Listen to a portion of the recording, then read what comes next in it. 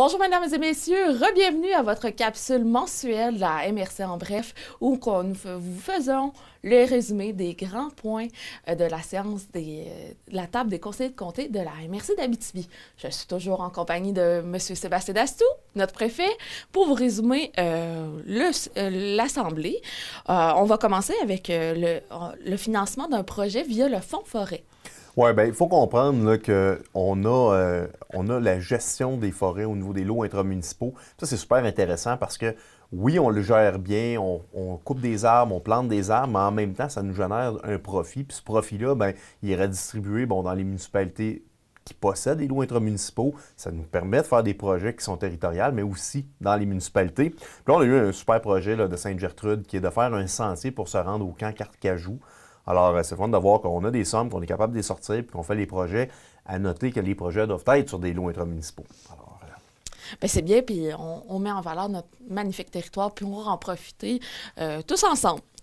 Ensuite, en 8.2, on a octroyé un contrat pour le plan d'intervention d'aide à la voirie locale. Oui, bien la voirie locale, là, ça, c'est des fameux chemins qui ont été rétrocédés aux municipalités à l'époque. Et le gouvernement nous donne un peu d'argent pour pouvoir le gérer, faire l'entretien. On parle des ponceaux, on parle du gravelage, le reprofilage, des choses comme ça. On avait déjà fait une première mouture il y a quelques années. On avait couvert 25 du territoire. Là, ce qu'on nous demande, c'est vraiment de faire 100 du territoire. Là, on parle dans l'analyse des travaux. C'est une firme de l'externe, une firme de Thetford Mines. On a été en appel d'offres sur SAO. Il n'y a pas eu personne de local qui a appliqué. C'est quand même un gros projet. Là, on parle de près de 500 000 qui vont être investis juste dans l'analyse terrain. Et là, après ça, bien, quand on aura ce fameux document-là, on va pouvoir aller chercher des sommes pour chaque municipalité là, effectuer des travaux de voirie locale. Donc, les choses sont entamées. Oui. Ensuite, en 8.3, toujours un octroi de contrat, mais cette fois-ci au niveau de l'environnement pour quantifier notre réduction des gaz à effet de serre. Bon, on a fait la plateforme de compostage. Ça, il y a des municipalités qui ont adhéré à ça dans notre MRC. Maintenant, bien, il faut démontrer au gouvernement c'est quoi l'impact sur ce qu'on sauve en gaz à effet de serre.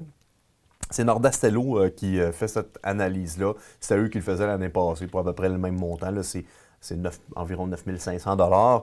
Mais c'est un critère essentiel pour le gouvernement pour avoir la subvention. Alors, on le fait. Faut passer par là. Sinon, ben, de plus en plus, il y a certains changements dans les règlements ou des transferts de compétences de notre gouvernement qui reviennent à la MRC. Donc, il y a plusieurs enjeux environnement.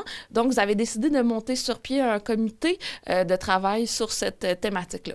Oui, on avait plusieurs comités ad hoc là, pour travailler sur des dossiers très, très spécifiques. Est-ce qu'on reboise les gravières sablières? Est-ce qu'on travaille sur le compostage? Est-ce qu'on travaille sur les boues septiques? Mais on n'avait pas un comité cadre environnemental pour parler des changements climatiques, pour parler qu'est-ce qu'on peut faire dans nos municipalités, qu'est-ce qui se fait aussi, les bonnes pratiques ailleurs. Alors, on va créer un comité d'environnement qui va pas chapeauter les autres, qui va parler d'environnement. Puis si jamais on a des dossiers très, très spécifiques, on va créer des sous-comités de travail vraiment là, qui vont avoir une durée utile pour réaliser le dossier. Alors, mais le comité, lui, sur l'environnement, là, ça va être un comité qui va rester. Super. Sinon, on a en 8.6 le projet de règlement sur les systèmes de collecte sélective des matières résiduelles. Toujours en environnement. Oui. Nouvelle réglementation. Le gouvernement souhaite que le bac bleu, là, toutes les matières recyclables, qu'on avait tendance à presser tout bonnement puis envoyer en Chine, là, il y a un grand chantier au Québec pour devenir un peu plus maître chez nous sur comment est-ce qu'on va gérer le recyclable, mais comment qu'on va le valoriser aussi, puis qu'on le valorise chez nous plutôt que de l'envoyer ailleurs. Pour ça, dans la chaîne là, de production, de récupération, le gouvernement va créer une agence qui va s'occuper des matières résiduelles du bac bleu. Ça inclut les collectes. Et là, il va falloir qu'il y ait des regroupements pour 10 000 de population. Ça amène quand même sur le terrain beaucoup de complexité. Nous, on trouvait ça déjà difficile à gérer. Le gouvernement veut se mettre un peu de nez là-dedans. Au niveau de la conférence des préfets, on a fait un mémoire qui est très, très régional, qui touche tout le monde. mais on trouvait qu'il y avait des points très, très spécifiques à la MRC d'Abitibi et notre équipe a travaillé extrêmement fort. Là, notre directrice, là, Mélanie Falardeau, a travaillé fort pour faire un document spécifique à nous autres, donc le mémoire va être déposé. C'est correct hein, qu'on veuille prendre en main le recyclage, mais de l'autre côté, il faut aussi que ça soit... faut qu'il y ait une question d'adaptabilité pour que ce soit trop compliqué pour nos citoyens. Exact. Et ensuite, en 12.1, vous avez eu une présentation du plan d'action du programme d'appui aux collectivités que vous voulez déposer au ministère, au MIFI. Un super plan d'action qui a été présenté par André Gravel. C'est un projet qui tient compte de plusieurs organismes sur notre territoire. Donc, il y a une belle concertation qui est faite. C'est un plan d'action quand même assez coriace. Ce qu'on demande à la MRC, c'est un montant de 36 000 qui était budgété pour servir de levier pour aller chercher de l'argent au ministère de l'Immigration. Là-dedans, là, il y a plusieurs volets. Là, je vais rapidement. L'attraction, la concertation, mobilisation et aussi l'accueil des nouveaux arrivants. Toujours sur une trame de fond où on veut que les gens se sentent bien quand ils arrivent chez nous. Tout à fait, puis je pense qu'on le fait très bien. Ensuite, pour terminer, en 12.2, l'entente sectorielle de développement en matière de concertation régionale. Peux-tu nous expliquer un peu ça pour la population? Oui, bien, au niveau de la conférence des préfets, là, c'est les 5 préfets qui se réunissent. On a un directeur qui s'occupe de la conférence, puis on a une petite équipe agile.